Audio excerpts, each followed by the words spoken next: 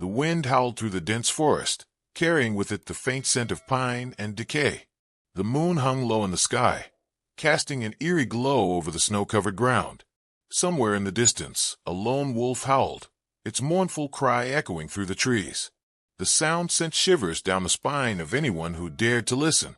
But tonight, the forest was not just a place of natural beauty and danger. It was the stage for a chilling experiment, one that would test the boundaries of survival, instinct, and humanity itself. Deep within the woods, a man moved silently, his breath visible in the freezing air. He was not alone. Behind him, a sick and trembling Mustang followed reluctantly, its once powerful frame now weakened by illness. The man's face was grim, his eyes darting nervously around as he led the horse deeper into the wilderness.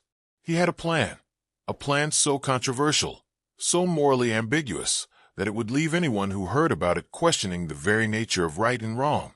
The man stopped abruptly in a small clearing, the Mustang's labored breathing the only sound breaking the silence. He glanced around, ensuring no one was watching, before pulling a length of rope from his bag. With practiced ease, he tied the horse to a sturdy tree, the knot tight and unyielding. The Mustang whinnied softly, its eyes wide with fear, but the man showed no emotion. He stepped back, his work done, and disappeared into the shadows, leaving the horse alone in the freezing cold. Minutes turned to hours, and the forest grew darker. The Mustang's breathing became more ragged, its strength fading with every passing moment. But it was not the cold or the illness that posed the greatest threat. Somewhere in the distance, the howl of a wolf pack grew louder, closer. The predators had caught the scent of weakness, and they were coming. The first wolf emerged from the trees, its yellow eyes gleaming in the moonlight. It was followed by another, and then another, until a pack of 6 surrounded the clearing. They moved with precision, their movements calculated and deliberate. The Mustang's ears twitched, its instincts screaming at it to run, but the rope held it firmly in place. The wolves circled, their growls low and menacing, as they prepared to strike.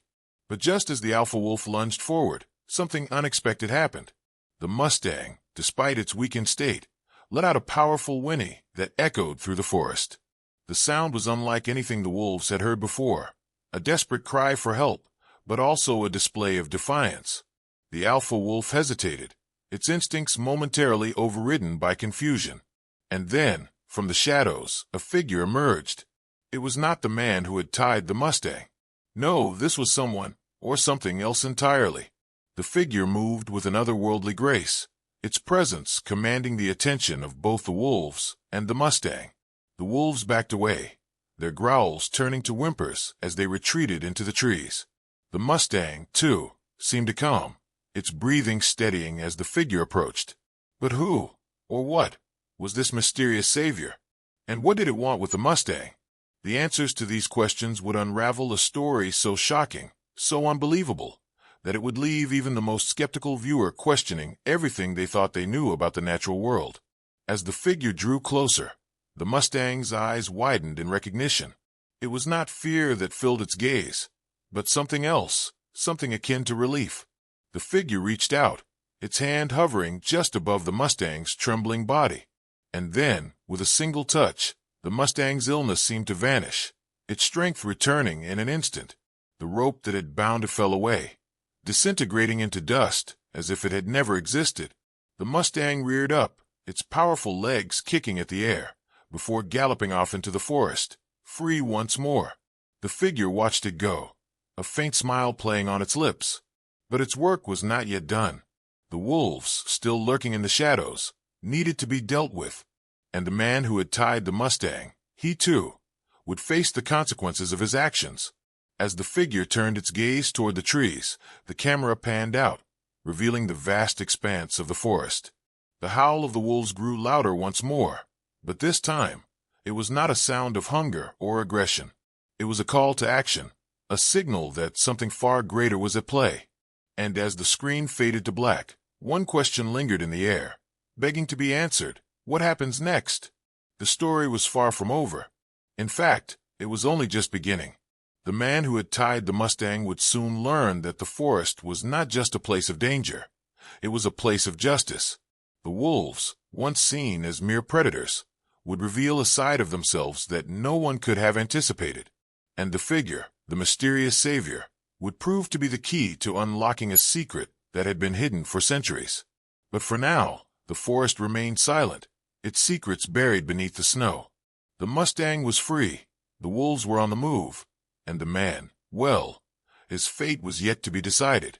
As the credits began to roll, the screen flickered, and a single word appeared. To be continued. The viewers were left on the edge of their seats, their minds racing with questions. What was the true nature of the figure? Why had the wolves reacted the way they did? And what would become of the man who had set this chain of events into motion? The answers were out there, waiting to be discovered. But one thing was certain. The next chapter of this story would be even more shocking than the last. And so, the screen went dark, leaving the audience with a sense of anticipation and unease. The forest had spoken, and its message was clear. Nothing was as it seemed. The story of the man, the Mustang, and the wolves was far from over. In fact, it was only just beginning. The forest seemed to hold its breath as the figure stood in the clearing, its presence both calming and unnerving. The wolves, now fully retreated into the shadows, watched from a distance, their eyes glowing like embers in the dark. The figure turned its gaze toward the trees, as if listening to something only it could hear. The wind picked up, carrying with it a faint whisper, a voice that seemed to come from everywhere and nowhere at once. It was a voice that spoke of ancient secrets, of a balance that had been disrupted, and of a reckoning that was long overdue. The man who had tied the Mustang was not far away. He had been watching from a hidden vantage point, his heart pounding in his chest. He had expected the wolves to take the horse quickly, to put it out of its misery and prove his theory about the natural order of things. But what he had just witnessed defied all logic. The figure, the wolves' retreat, the Mustang's sudden recovery. None of it made sense. And yet, it had happened. He felt a cold sweat break out on his forehead as he realized he was no longer the one in control. The forest, it seemed, had other plans. He turned to leave, his footsteps hurried and unsteady. But as he moved, a low growl stopped him in his tracks. He froze, his eyes darting around in the darkness. The growl came again, closer this time, and he realized with a sinking feeling that he was not alone. The wolves had found him. He could see their eyes now, glowing in the shadows, their bodies low to the ground as they circled him. He reached for the knife at his belt, his hands trembling, but he knew it was useless. There were too many of them, and they were too fast. Just as the alpha wolf lunged, a sharp whistle cut through the air. The wolves froze, their ears twitching as they turned toward the sound. The man looked up, his heart racing, and saw the figure standing at the edge of the clearing. It raised a hand, and the wolves immediately backed away, their tails tucked between their legs. The man stared in disbelief, his mind struggling to process what was happening. Who, or what, was this figure, and why had it saved him? The figure stepped closer, its movements fluid and deliberate. As it approached, the man noticed something strange about its appearance. Its features were human, but there was something otherworldly about them, a faint glow to its skin, a shimmer in its eyes. It stopped a few feet away, its gaze piercing and unreadable. For a moment, neither of them spoke. Then, the figure broke the silence. "You thought you could control the balance," it said, its voice soft but filled with authority. "You thought you could play God in a world that does not belong to you." The man swallowed hard, his throat dry. I was just trying to prove a point," he stammered. "I wanted to show that nature takes care of its own." The figure's eyes narrowed. "Nature does not need your interference. The balance is delicate, and your actions have consequences.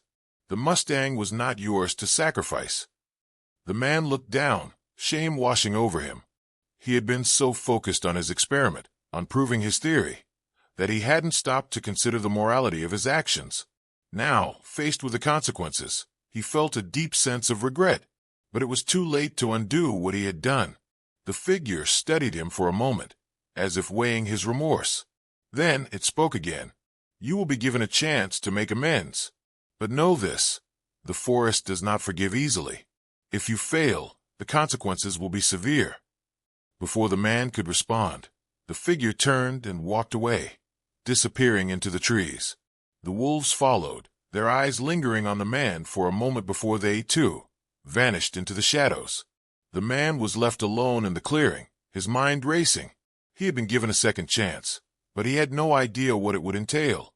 What did the figure mean by make amends? And what would happen if he failed? As he stood there, trying to make sense of it all, he noticed something on the ground where the figure had stood. It was a small, intricately carved wooden pendant, shaped like a wolf's head. He picked it up, feeling a strange warmth emanating from it.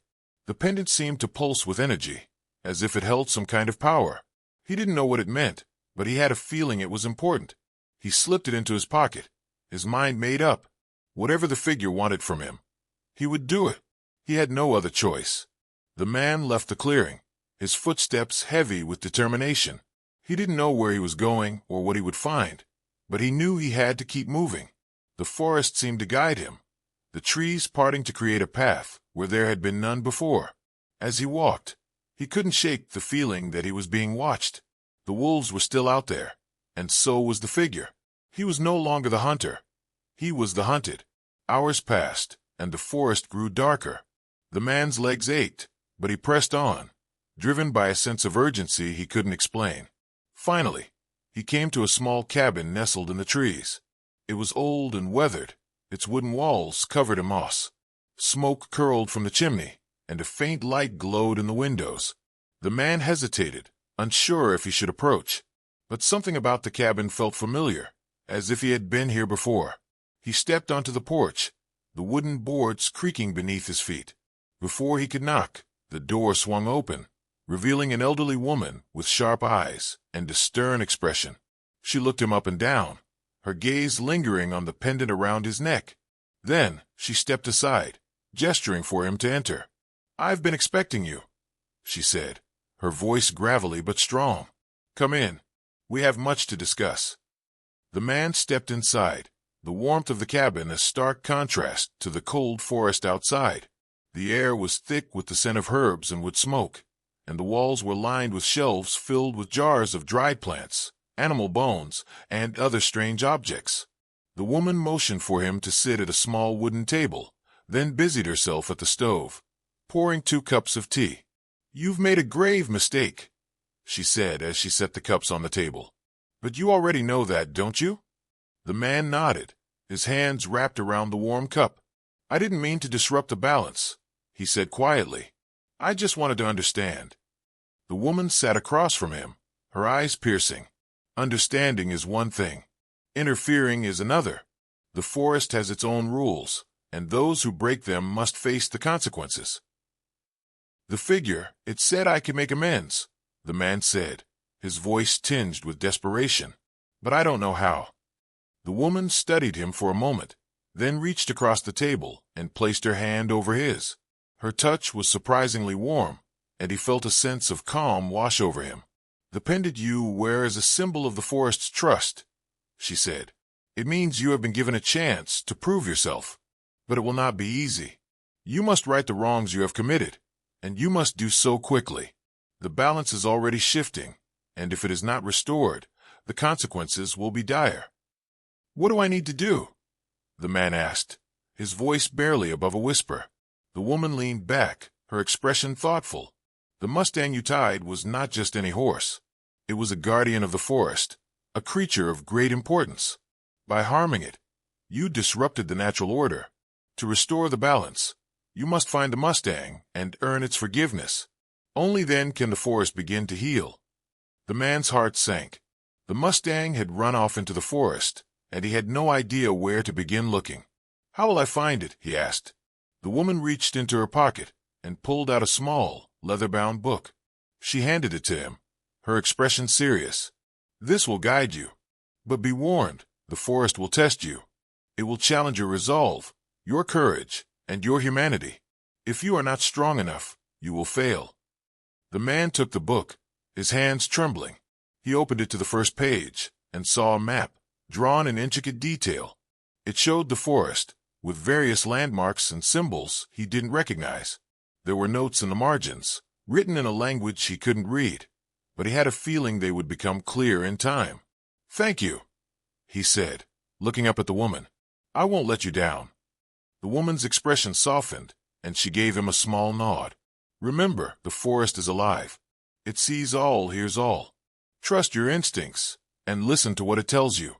And whatever you do, do not lose the pendant. It is your only protection. The man stood, the book clutched tightly in his hands. He felt a renewed sense of purpose, but also a deep sense of unease. The journey ahead would not be easy, but he knew he had to try. He had to make things right. As he stepped out of the cabin and back into the forest, he felt the weight of the pendant against his chest. It seemed to pulse with energy, as if urging him forward. He took a deep breath and began to walk, following the map as best he could. The trees seemed to close in around him, their branches twisting and turning like the arms of giants. The air grew colder, and the sounds of the forest became more pronounced, the rustling of leaves, the snapping of twigs, the distant howl of wolves. He walked for hours, his legs growing tired but his determination unwavering. As he moved deeper into the forest, he began to notice strange things. A tree with bark that seemed to shimmer in the moonlight, a stream that flowed uphill, a patch of flowers that glowed faintly in the dark. He knew he was entering a part of the forest that few had ever seen, a place where the rules of the natural world no longer applied. Finally, he came to a clearing bathed in silver light. In the center stood the Mustang, its coat gleaming like polished metal. It turned to look at him, its eyes filled with a mixture of curiosity and caution. The man approached slowly, his hands raised to show he meant no harm. "I'm sorry," he said, his voice trembling. "I didn't understand what I was doing. I didn't realize the harm I was causing. Please forgive me." The Mustang studied him for a moment, then took a step forward. It lowered its head, its breath warm against the man's hand. He reached out, gently touching its neck, and felt a surge of energy pass between them. It was as if the forest itself was speaking through the Mustang, telling him that he had been forgiven, but that his journey was far from over. As the man stood there, a sense of peace washed over him, but it was short-lived. The sound of rustling leaves made him turn, and he saw the figure standing at the edge of the clearing. Its expression was unreadable, but there was a hint of approval in its eyes. "You have taken the first step," it said, "but the journey is not yet complete. The balance must be fully restored, and there are others who need your help." The man nodded, his resolve stronger than ever. He didn't know what lay ahead, but he was ready to face it. The forest had given him a second chance, and he was determined to make the most of it. As the figure disappeared into the trees, the man turned to the Mustang. "Will you help me?" he asked. The Mustang let out a soft whinny, then turned and began to walk toward the edge of the clearing. The man followed, his heart filled with a sense of purpose. The forest was alive, and it had chosen him to protect it. He didn't know what challenges awaited him, but he knew one thing for certain. He would not fail. And so, the man and the Mustang set off into the forest, their journey just beginning. The trees whispered secrets as they passed. The wind carried warnings and encouragement, and the wolves watched from the shadows, their eyes glowing with anticipation. The balance had been disrupted, but it was not beyond repair. The man had been given a chance to make things right, and he would stop at nothing to succeed. But the forest was vast, and its secrets were many. The man would soon discover that his journey was not just about restoring the balance. It was about discovering the truth about himself, about the world, and about the delicate line between humanity and nature. And as he ventured deeper into the unknown, he would come to realize that the forest was not just a place of danger and mystery. It was a place of transformation,